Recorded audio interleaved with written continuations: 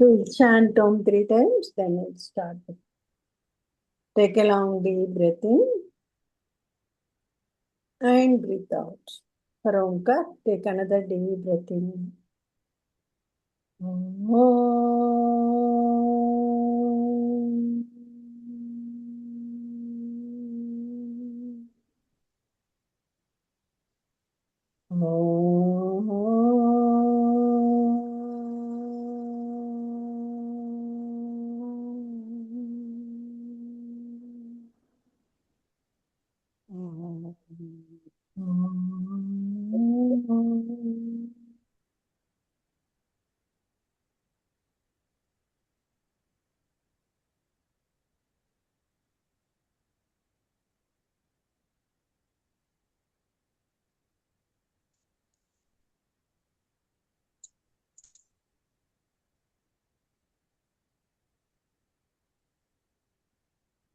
Jai Gurudev.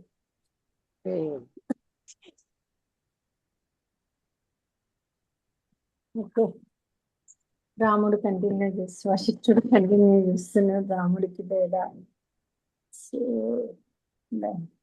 Continue. So వశిష్ఠుడు రాముడికి ఏం ఉపదేశం ఇస్తుందంటే, చూడండి, అనంత చైతన్య సముద్రంలో ఈ ప్రపంచం అనేది ఒక అలలాగా కనిపించింది. ఆ చైతన్యం నుంచే జీవులన్నిటి పుట్టినాయి. సో జీవులు జీవులు పుట్టినాయి. గాలి, అగ్ని, నీరు, భూమి వంటి పంచభూతాలు అవన్నీ ఏర్పడ్డాయి. తర్వాత జీవులు మరణము జననము మరణము అనే చక్రంలో పడిపోయినారు. సో జీవులు మొక్కలు, చెట్లు, ఫలాలు మొదలైన వాటిల్లో ప్రవేశిస్తాయి జీవులన్నింటిని. తర్వాత గర్భంలోకి ప్రవేశించి పుడతాయి. పుట్టినప్పుడే మాయా అనే తెర వాళ్ళను కప్పేస్తుంది. అందుకని పుట్టగానే అంటారు చూడండి, మాయా వచ్చిందా సంథింగ్ అట్లాంటిది ఏదో వర్డ్ వస్తుంది. సో మాయా అనే తెర వాళ్ళని కప్పేస్తుంది.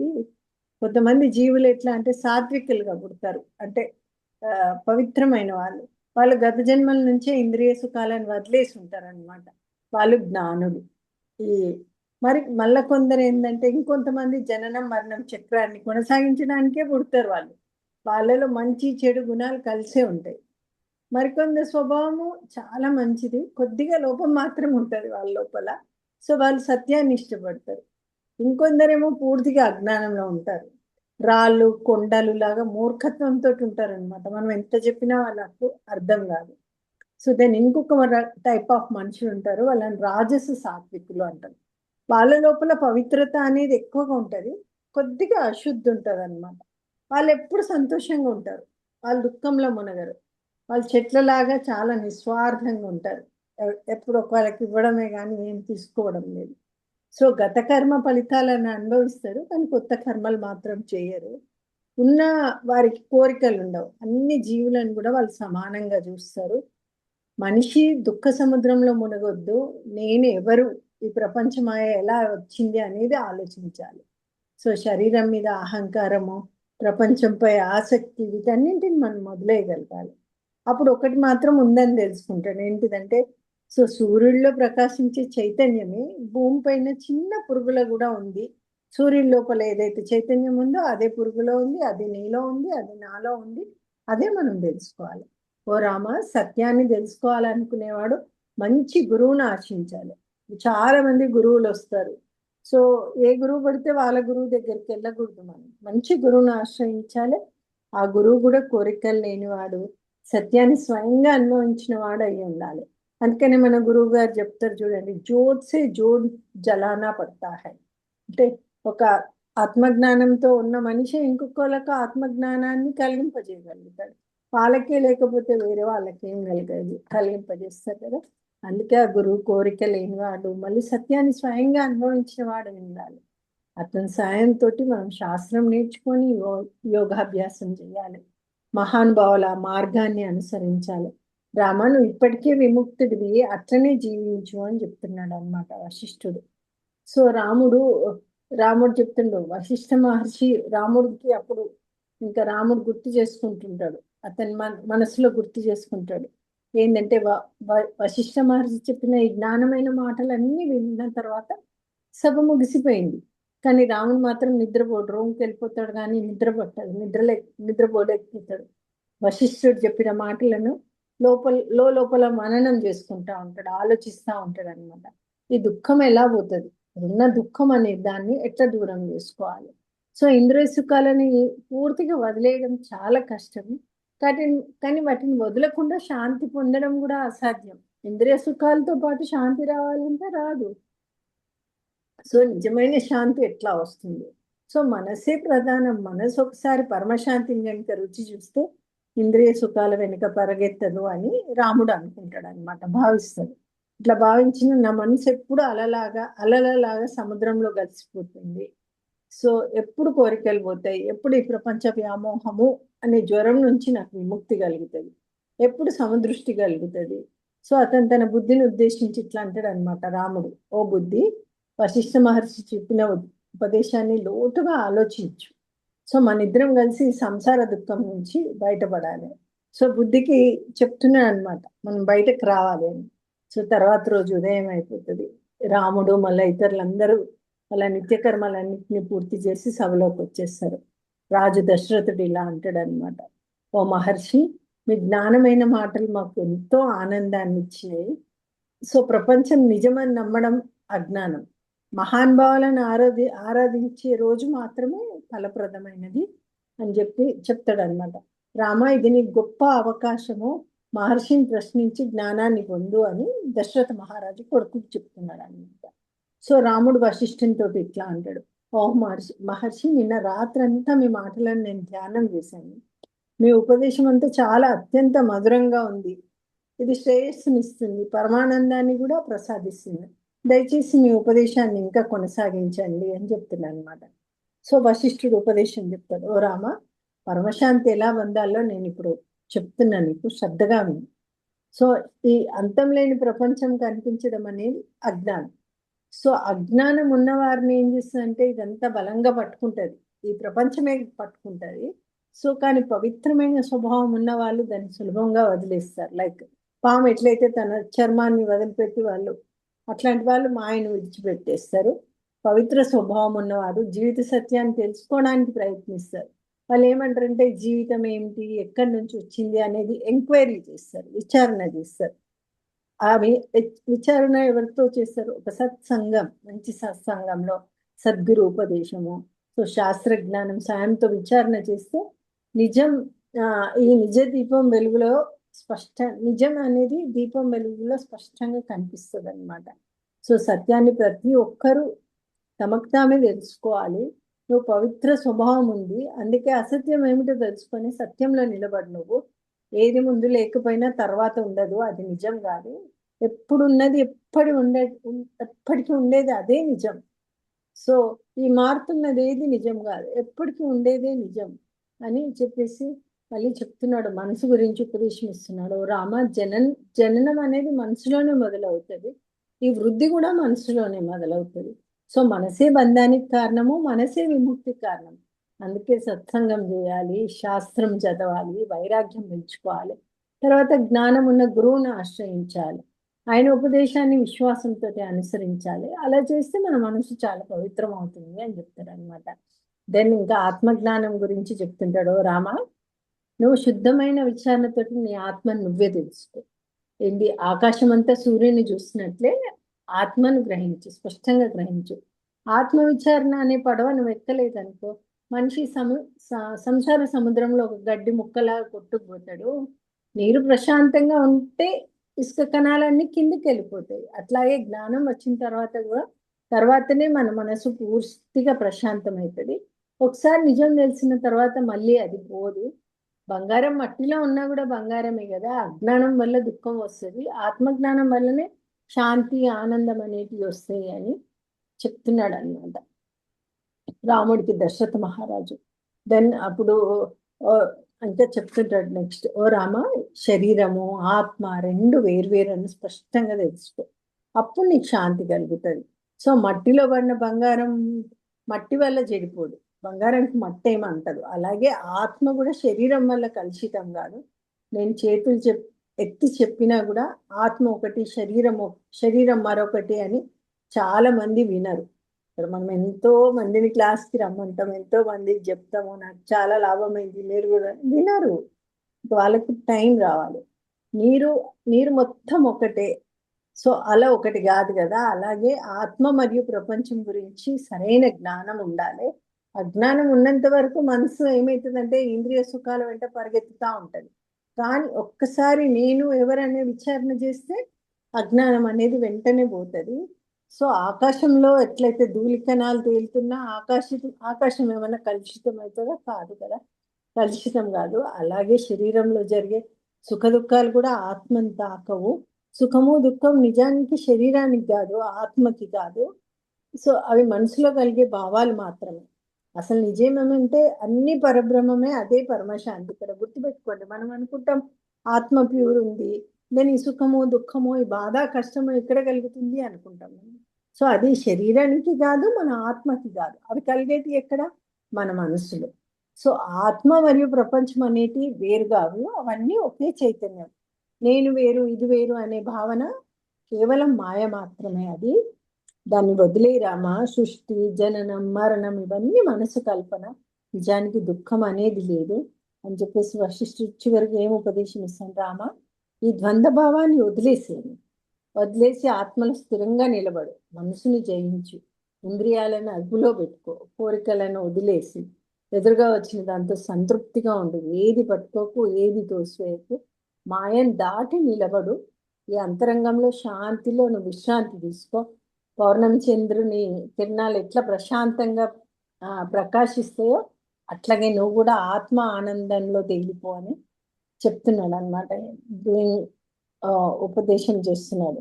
దెన్ మళ్ళీ రామ అందుకనే ఇంకా ఇంకా కంటిన్యూ చేసింది. రామ చైతన్యం ఉన్నందువల్లనే అన్ని కార్యాలు జరుగుతున్నాయి అని తెలిసిన వాడు కూడా, అవును చైతన్యంతో ఇవన్నీ జరుగుతున్నాయి అని తెలిసిన వాడు కూడా నేను చేస్తున్నాను అనే భావం లేక అట్లా ఉన్నవాడే నేను చేస్తున్నాను అనే భావం ఉండదు.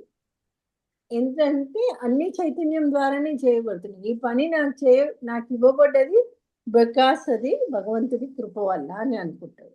సో అటువంటి వాడే నిజమైన విముక్తుడు.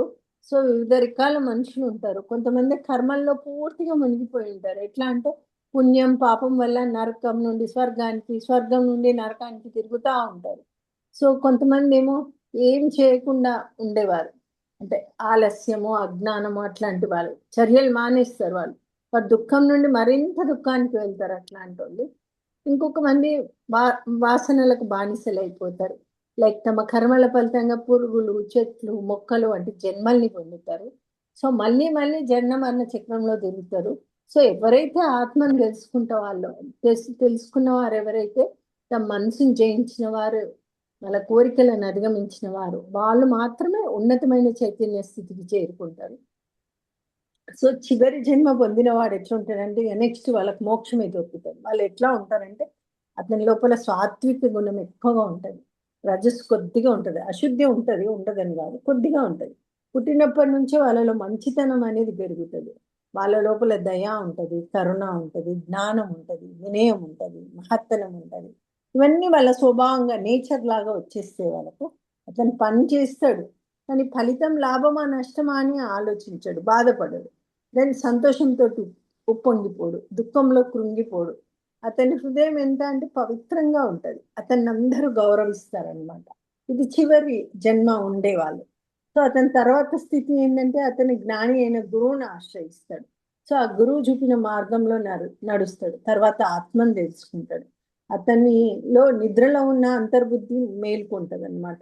అప్పుడు అతను ఏంటంటే తానే అనంత చైతన్యము అని గ్రహిస్తాడు. అతను పరమ పవిత్ర స్థితికి చేరుకుంటాడు. మోక్షానికి రెండు మార్గాలు ఉన్నాయి రామ.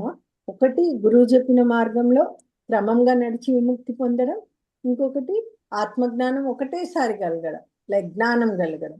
సో ఇప్పుడు రెండో విధానాన్ని వివరించేందుకు ఒక పురాతనమైన కథ చెప్తాను విను అని చెప్తున్నాడు అనమాట. వశిష్ఠుడు చెప్పిన కథ ఏంటంటే జనక మహారాజు గురించి. ఓ రామ, దేహాన్ని పాలించిన గొప్ప రాజు ఉండేవాడు. అతని పేరు జనకుడు అన్నమాట. అతను మహాజ్ఞాని. సో అతని సన్నిధిలో ఉన్న వాళ్ళందరి హృదయాలు పద్మాలలాగా వికసించి ఉంటాయి. అతను ఏంటంటే ఎప్పుడు సూర్యునిలాగా ప్రకాశించే స్వభావం ఉంటుంది అతనికి. ఒకరోజు అతను తన ఉద్యానవనంలో విహరిస్తూ ఉంటాడు. సో అలా గార్డెన్లో తిరుగుతూ ఉంటే కొంతమంది సిద్ధుల మాటలు వింటాడు అనమాట. సిద్ధులు అంటే పరిపూర్ణమైన జ్ఞానులు. సో ఆ సిద్ధులు ఒక పాట పాడతారు, ఒక పాడిన జ్ఞానం వింటాడు. సో అది దాని భావం ఏంటంటే అనుభవించేవాడు అంటే జీవి, మళ్ళీ అనుభవం రెండు కలిసినప్పుడు కలిగే ఆనందమే ఆత్మ. అది విభజన లేని పరమానందము. మనసులో నేను ఇది అనే భేదం ఆగిపోయినప్పుడు ఆత్మ అనేది స్పష్టంగా కనిపిస్తుంది. ఉంది లేదా అనే రెండు భావాలు, ఆ రెండు భావాలకు కూడా అతీతమైన వెలిగే ఆత్మ. ఈ ప్రపంచంలో ఉన్న ప్రతిదీ ఆత్మ నుంచే వచ్చింది, మళ్ళీ అన్ని ఆత్మలోనే ఉన్నాయి, అవన్నీ ఆత్మకే చెందినవి. అన్ని అక్షరాలకు మాట, అన్ని అక్షరాలకు మాటలకు ఆధారం కూడా ఆత్మే. అహం అనే భావం కూడా అదే దాని నుంచి వస్తుంది, ఆత్మ నుంచే వస్తుంది. సో ఆ సిద్ధుల ఉపదేశం ఏంటంటే అయ్యో మనసులో ఉన్న పరమాత్మను వదిలి బయట వస్తువుల వెనక మనుషులు పరిగెత్తుతున్నారు. వస్తువులు నశ్వరం అని తెలిసినా కూడా వాటి పట్ల మనసు బంధింపబడితే అది నిజమైన మానవత్వం కాదు కదా. వీట వస్తువుల వెనకాల పరిగెత్తున్నారు. సో అని చెప్పి వాళ్ళు అంటుంటారు అనమాట. ఎట్లా జీవించాలంటే మనసులో కోరిక వచ్చినా రానున్న జ్ఞానం అనే దండంతో ఆ కోరికను తొలగించాలి. శాంతి నుంచి నిజమైన ఆనందం వస్తుంది. ఎవరి మనసు అయితే నియంత్రణలో ఉంటుందో అతనే నిజమైన శాంతిలో ఉంటాడు. హృదయం కనుక శాంతిలో స్థిరపడింది అనుకోండి, ఆత్మానందం అనేది వెంటనే కలుగుతుంది అని సో వాళ్ళు ఎక్స్ప్లెయిన్ చేస్తూ ఉంటారనమాట. సో రాముడు ఇవన్నీ వింటుంటాడు. దెన్ నేను చెప్తుండు, ఓ రామ, మనిషి మనసు ఏదైనా వస్తువును ఇది చాలా మంచిది అది నాకు కావాలి అనుకుంటే అక్కడి నుంచే అజ్ఞానం అనేది మొదలవుతుంది. యవ్వనము, సంపద, పేరు, ప్రతిష్ట ఇవన్నీ కొంతకాలం మాత్రమే ఉంటాయి, తర్వాత పోతే. పెద్ద యజ్ఞాలు చేసిన, పుణ్యకార్యాలు చేసిన, మనసులో అహంకారము కోరిక ఉందనుకోండి, అవి నిజమైన శాంతిని ఇవ్వవు. మనసే కారణం. ఈ ప్రపంచం కనిపించడం అనేది మన మనసు వల్లనే. సో మనసే ఈ సంసారానికి ఒక విత్తనం. పండు చెట్టు లోపల, పండు అనేది చెట్టు నుంచే కదా పుడుతుంది కదా, అట్లాగే ప్రపంచ అనుభవం మనసు నుంచే పుడుతుంది. అజ్ఞానం వల్ల ఇది నాది, ఇది నాకు వద్దు అనే భావాలు వస్తాయి. వాస్తవం ఏమిటంటే ఇన్ని అనుభవాలు చేసి సుఖ దుఃఖాలు చూసి ఇప్పుడు నాకు జ్ఞానం కలిగింది. ఇది అంతా మాయ అని గ్రహించాను. ఈ సంసార మాయ అనే దొంగను జ్ఞానం అనే ఆయుధంతో నేను నశింపజేస్తాను, మహర్షులు చూపిన మార్గంలో నడుస్తాను అని అనుకుంటాడంట. ఈ మనసే బంధానికి కారణం, మనసే విముక్తి కారణము, కోరికనే అజ్ఞానము, శాంతే నిజమైన ఆనందము. ఆత్మజ్ఞానం వచ్చినప్పుడు మాత్రమే ప్రపంచ మాయ అనేది అంతరించిపోతుంది అని దాన్ని ఇంకా వశిష్ఠుడు కొనసాగిస్తూ ఉంటాడు. సో రాజు ఇదంతా వింటాడు. విన్నాక తర్వాత రాజు జనకుడు లోతైన ధ్యానంలో కూర్చుంటాడు. అతన్ని చూసి అతని రక్షకుడు అంటాడు అనమాట. రాజు దగ్గరకు వచ్చి గౌరవంగా అంటాడు. ఎట్లా అంటే, మహారాజు, రాజ్యకార్యాలు చేసే సమయం వచ్చింది. స్నానంకి అంత సిద్ధంగా ఉంది. పూజారులు కూడా వేచి ఉన్నారు. దయచేసి మీరు లేచి పనులు ప్రారంభించండి. మహానుభావులు ఆలస్యం చేయరు. కానీ జనకుడు ఆ మాటలు ఏవి పట్టించుకోడు అనమాట. అతను లోపల ఇట్లా ఆలోచిస్తూ ఉంటాడు. జనకునికి ఆత్మచింతన అనేది స్టార్ట్ అవుతుంది. ఈ రాజ్యము, ఈ కోర్టు, ఈ పనులన్నీ తాత్కాలికం, ఇవన్నీ నాకెందుకు, నేను ఆత్మానందంలో మునిగిపోతా. ఓ మనసా, ఈ ఇంద్రియ సుఖాల కోరికలను వదిలేసేయి, లేకపోతే మళ్ళీ మళ్ళీ నాకు మళ్ళీ జన్మం వస్తుంది, మళ్ళీ ముసలితనం వస్తుంది, మళ్ళీ మరణం వస్తూనే ఉంటుంది. మనసు సుఖం ఇస్తుందని అనుకున్నదే తర్వాత వెంటనే దుఃఖానికి కారణమవుతుంది. ఇలా కోరికలతో జీవించడం చాలించి మనలో సహజంగా ఉన్న ఆనందాన్ని అనుభవించాలి. రాజు మౌనంగా ఉండడాన్ని చూసి రక్షకుడు అట్లనే నిలబడిపోతాడు. భటుడు మౌనంగా నిలిచిపోతాడు. సో అప్పుడు జనకుని లోపల లోతైన జ్ఞానము కలుగుతుంది అనమాట. ఈ ప్రపంచంలో నేను ఏం పొందాలి, ఎటువంటిది శాశ్వతమైంది, ఇక్కడ ఏమున్నది, ఇవన్నీ తాత్కాలికం కదా. సో పనులు చేసినా చేయకపోయినా ఈ శరీరం అయితే నశ్వరమే. మనసులో సమత్వం స్థిరపడితే ఏం కోల్పోయాము, ఏం పొందాము. సో నాకు లేని దాన్ని నేను కోరను, అనుకోకుండా వచ్చిన దాన్ని మాత్రం వదిలేయను. నేను ఆత్మలో స్థిరంగా ఉన్నాను. పనిచేయడం కానీ చేయకపోవడం కానీ రెండు సమానము. మనసు నేను చేస్తున్నాననే భావాన్ని వదిలేసింది అనుకోండి, చేసిన పని కూడా చేయనట్టే అవుతుంది. అందుకనే ఇక్కడ ముఖ్యమైన సందేశం ఏంటంటే పనులు చేయడం చేయకపోవడం రెండు కూడా సమానమే. నేను చేస్తున్నాను అనే అహంకారం లేకపోతే బంధనము అనేది ఉండదు. సో శరీరం తన సహజ కర్తవ్యాలు నిర్వర్తిస్తూనే ఉంటది. నిజమైన శాంతి ఏంటంటే మన మనసులో ఒక సమత్వాన్ని ఇస్తారనమాట. సో ఇవన్నీ తెలుసుకుంటా ఉంటాడు వశిష్ఠుడు. ఇంకా కొనసాగి ఓకే చాలు, మనం స్టాప్ చేద్దాం ఇక్కడ. సో రేపు వశిష్ఠుడు ఏం కొనసాగించిందో అవన్నీ మళ్ళీ రేపు చెప్పుకుందాం మనం. Already 29 we're starting very late, class late, మీరంతా లేట్ జాయిన్ అవుతున్నారు. సో లేట్గా క్లాస్ స్టార్ట్ చేయాల్సి షార్ప్ 9కి. నేను ఏమైందో క్లాస్కి పోయి వచ్చిన క్లాస్ సార్ అదే అంటున్నా, కనీసం భోజనం కూడా పెట్టకుండా క్లాస్ అంటున్నా. సో మా వాళ్ళు వెయిట్ చేస్తుంటారు. మైండ్ ట్రాన్స్లేట్ చేయమ్మా, క్రిస్పీ ట్రాన్స్లేషన్. మా జై గురుదేవం. జై గురుదేవ్. మా ఈ చైతన్యము అన్నిట్లో ఉంటూ అన్నిట్లో అన్ని తీసుకుంటుంది, చెట్లగా పుట్లగా ఆ, అన్ని జంతువులుగా. లాస్ట్ గర్భంలోకి వస్తుంది. ఆ గర్భంలోకి వచ్చినాక మనిషి 5 రకాలుగా మనిషి జీవితం 5 రకాలుగా ఉంటుంది. కొంతమంది ఇంద్రియ సుఖాలు వదిలేసి జ్ఞానం వైపు అడిగేసేవాళ్ళు. రెండో వాళ్ళు ఇంకా అదే మూర్ఖత్వంలో ఉండేవాళ్ళు. కొంతమంది పుణ్య పాపకాలను కర్మల్ని అనుభవించడానికి వచ్చిన వాళ్ళు.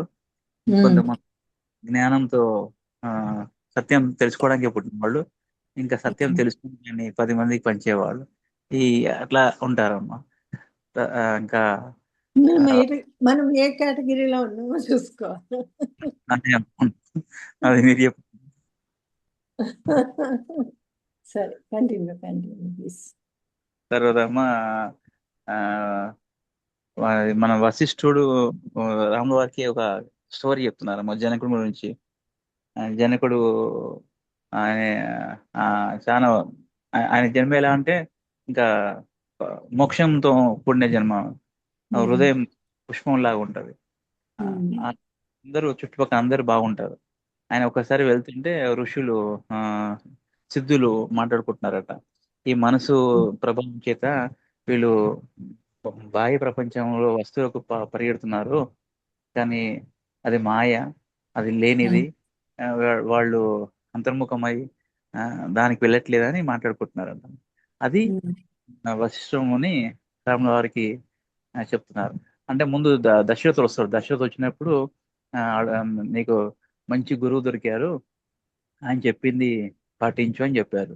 ఇప్పుడు మన గురువు మనకు దొరికినట్టు.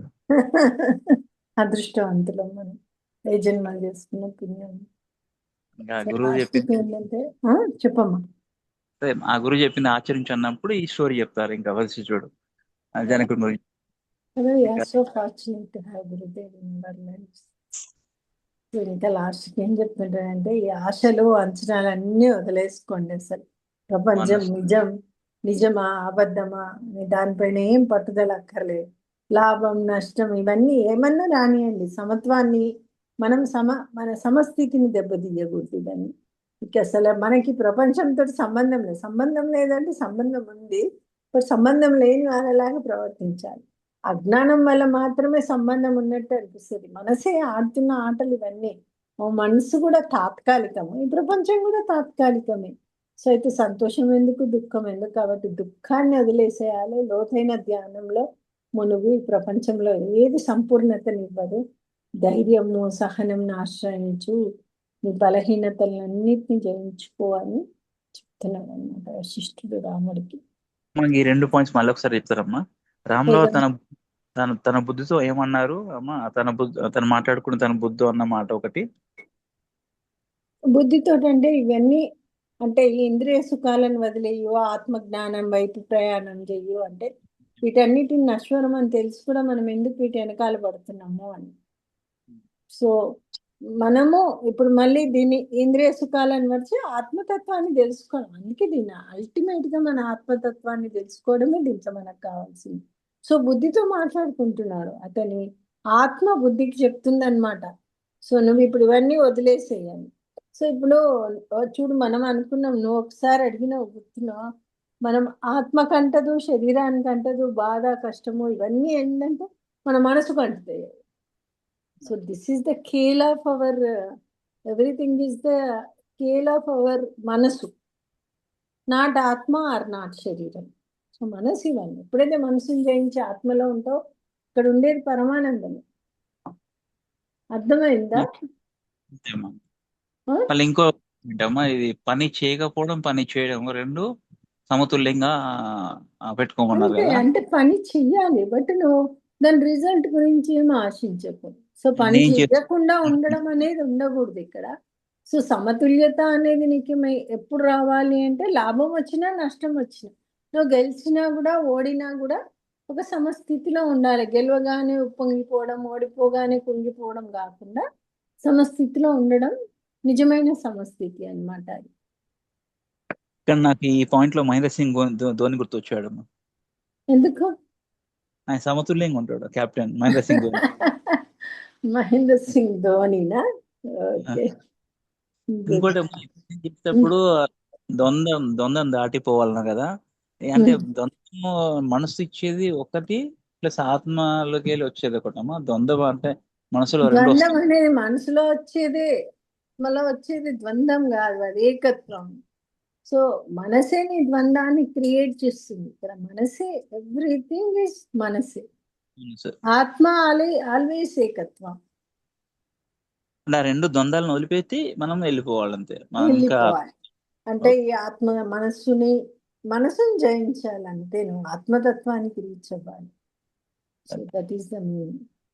అయితే ఒక మాట మొన్న ఏదో మీరు మీరు పెట్టారమ్మా గురూజీ, మనసు మౌనం పొందాలి అని ఒక సెంటెన్స్ రాస్తారు, చాలా బాగా అనిపించింది. ఎస్, మనసు మౌనం పొందాలి.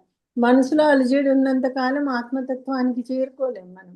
ఎప్పుడైతే మనసుకు మౌనం వస్తుందో then you can reach to ఆత్మతత్వం. మౌనము అంటే నువ్వు నోటితో సైలెన్స్గా ఉండడం కాదు, మనసును మౌనం చేసుకోవాలి. మనసును మౌనం చేసుకొని మనసులో ఉన్న అలజడులన్నీ తగ్గించుకోవాలి. మనసులో ఉన్న ట్రాఫిక్ జామ్ని తగ్గించుకోవాలి. దెన్ అప్పుడు మనసు ఆటోమేటిక్గా మౌన స్థితికి వస్తుంది. కానీ ఏం ఎరకలేదమ్మా మన ఎంత మౌనం చేసుకుంటున్నామో ఎరక. మన మీద మనకి ఎరకైతే లేదు, ఎంత సాధన అవుతుందో, ఎంత మౌనం చేసుకున్నామో. అదంతా నీకు అవసరం లేదు. హౌ మచ్ యు చేస్తూ are happy, how much you are peace అనేది మోస్ట్ ఇంపార్టెంట్. ఈ జ్ఞానం నీకు ఆనందాన్ని ఇస్తుందా, మానసిక ప్రశాంతతని ఇస్తుందా, అది ముఖ్యం. అవి వస్తున్నాయి నీ లోపల అంటే నీ లోపల ఎదుగుదల అనేది స్టార్ట్ అయింది అని అర్థం. సో నాకు ఎంత అంతే జ్ఞానం వచ్చింది అది బేరీ చేసుకోలేము మనం. సో నేను ఎంత అంతే. తెలుసుకున్నా, బట్ ఒకటి మాత్రం అర్థం అవ్వట్లేదా, ఫస్ట్ విన్నదానికి ఇప్పుడు విన్నదానికి చాలా ఈజీగా మనకు అర్థమవుతుంది అన్నది అర్థమవుతుంది కదా. జ్ఞానం అనే దాన్ని చాలా ఈజీగా ఆకలింపు చేసుకుంటున్నాం ఇప్పుడు. సో ఒకప్పుడు అవునమ్మా. కొంచెం ఈ జ్ఞానాన్ని అర్థం చేసుకోవడం కొంచెం కష్టంగా ఉండేది, బట్ ఇప్పుడు మనకు అర్థమవుతుంది. So that is also a forward స్టెప్పే కదా మనకు దీంట్లో. అంతే అమ్మా. So that is the positive step in us. Okay, అరే సరే, మనం అన్ని మాటలు రికార్డింగ్ ఆన్ పెట్టి మాట్లాడుతాం.